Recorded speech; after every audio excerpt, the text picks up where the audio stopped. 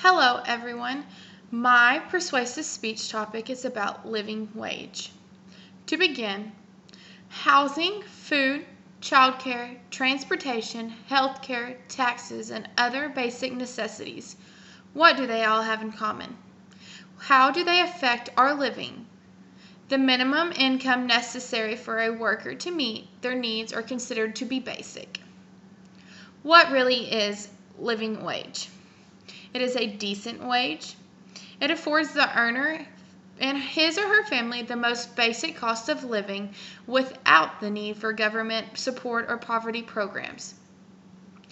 With a living wage, an individual can take pride in her work and enjoy the decency of life without poverty, beyond an endless cycle of working and sleeping. Complete consideration of the cost of living is taken in effect. Living wage ordinance frequently exempts certain categories of nonprofit work. History really does not affect the details of living wage. An argument that a wage is more than just compensation for labor, means of securing living, and it leads to public policy that addresses both the level of the wage and the decency.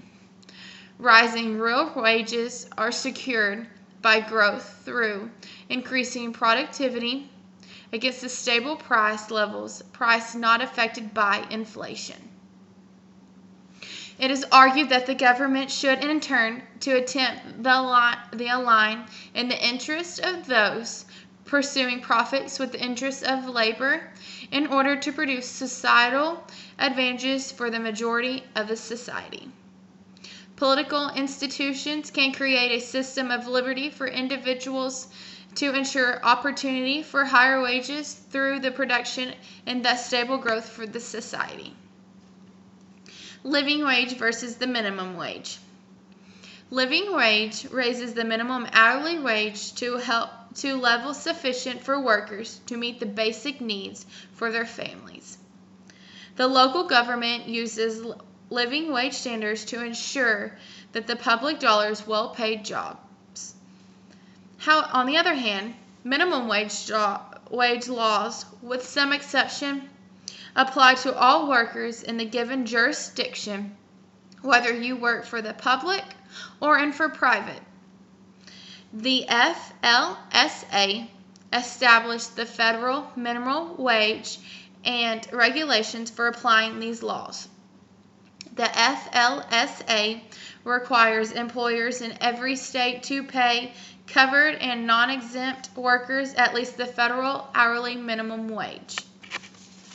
Some states, however, have their own minimum wage laws, so they go by what they are supposed to. The living wage estimates can vary from house to house.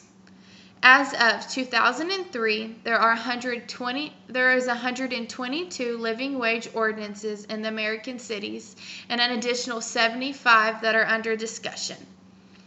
According to the article of the United States Universal Declaration of Human Rights states that everyone who has worked their right to just and favorable remuneration, ensuring for himself and for his family the existence worthy of human dignity.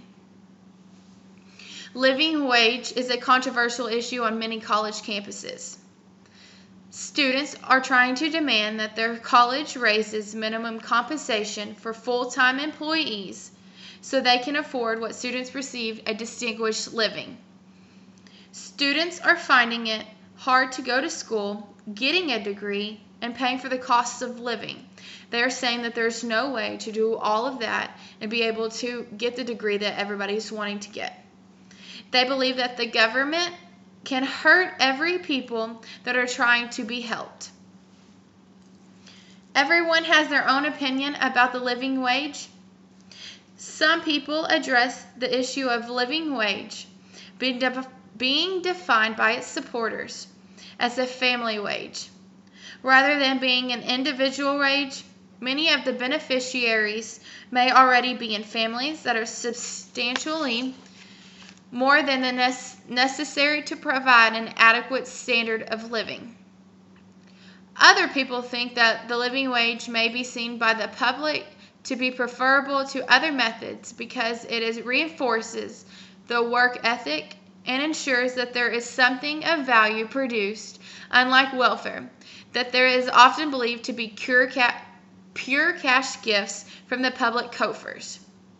In conclusion, before reading this topic, I did not know much about the living wages and that it was different from the minimum wages. I found it to be really interesting. People have such an opinion about the living wage and how it should be changed to better fit people's living ways. By giving you some facts about what living wage really is and that it is actually different from the minimum wage, it affects us and how our daily living cost goes on about in life. People might actually want to get up and start bettering themselves every day. If they would actually read the difference between both of them, they would know that it actually is there to help us instead of hurt us.